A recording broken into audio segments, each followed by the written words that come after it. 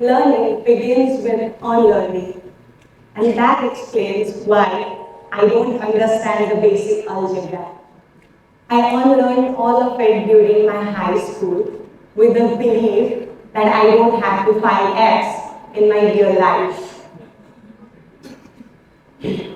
Basically, it sounds really weird, right? Learning, unlearning. But let me tell you what I exactly meant in terms of this with my own real story. Picture this. A girl grew up with a dream of being in Bollywood. Yeah, you heard it right, Bollywood. The magic, the light, the action, the big screen. At the age of 23, she had a leap of faith and run away from her country, Nepal, to Mumbai, the hustle bustle of that city, with a desire, a burning desire to do something great in Bollywood. No connections, no roadmap, nothing, no plan, not knowing what she is going to do next, but just with that burning dream to do something big in Bollywood. And that girl is me. Well, if I believe most of us are from Mumbai or know Mumbai, being in Mumbai was not easy, and my dreams were definitely not paying my rents. So luckily I had a computer science degree. I applied for a job as a software quality assurance engineer in a starting fintech company. I thought it was going to be a temporary fix. At least that's what I thought during that time. With time, juggling between auditions and hitting the deadlines, making sure the startup was doing well, I realized that I enjoyed being in that tech industry more than going in those auditions and learn acting. That's when I realized my real passion was finding issues. Like I really enjoyed breaking and fixing things. It gave me a different kick when I could deliver project on time. And that's when I realized unlearning what I thought is what I wanted is so important to learn what my actual true passion was. My professional journey started with dreaming of something else, then getting into a software quality assurance team, then doing product management, project management, doing everything in that fintech company, and eventually leading a big team in the same company in software quality assurance department. Now build a company which eats, lives, and breathes quality, Quniverse. Had I not embraced the process of unlearning, I would not have been where I am today. I might have been doing something, probably still being thinking that, okay, I want to be an actor and be struggling somewhere, or I might have realized, okay, this is what it is and I'm going to continue software engineering. No, the drive of learning and unlearning process get me where I am today. Okay, enough of my story now. Let's get back to what we need to talk today, that is technologies. Let's talk about some all interesting ideas, technologies like artificial intelligence, machine learning, and virtual reality. Coming back to AI, I want to give everyone a disclaimer that I am neither artificial nor intelligent, but have a basic sense of understanding. These are the things which are going to change our lives forever. But again, before talking and understanding about these technologies, I want to start with telling the importance of embracing these technologies, that this is something we need to do next. We have two options. Either we learn and be and embrace the change and be a catalyst, or opposite and let it be anyway. Going back to AI, we have to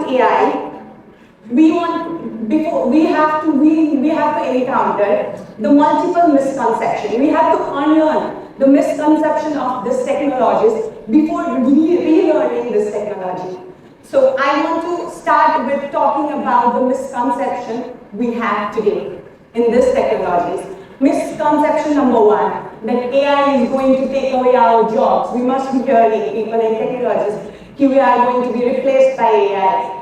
Everything is going to be replaced by AI. But let me take a moment to take this case that people are not going to lose their jobs to AI. People are going to lose their jobs to people who won't know how to use AI. Misconception number two. These technologies will eventually make us human unhappy in long run. Let me give you all a very basic example of this. Let's talk about ATM.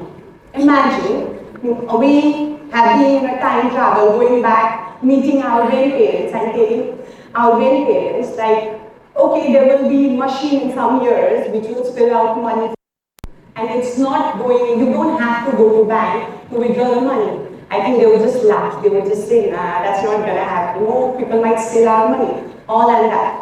But fast forwarding to our parents' generation, that happened. Coming a bit further in our generation, that is still happening. And are any of us unhappy? If anything else, we are happier that it is saving our time. In the era where the availability of time is really low, and the human desires and aspirations are really high, these technologies help us achieve those goals. Machine learning tools like Copilot is helping us personalize the learning paths.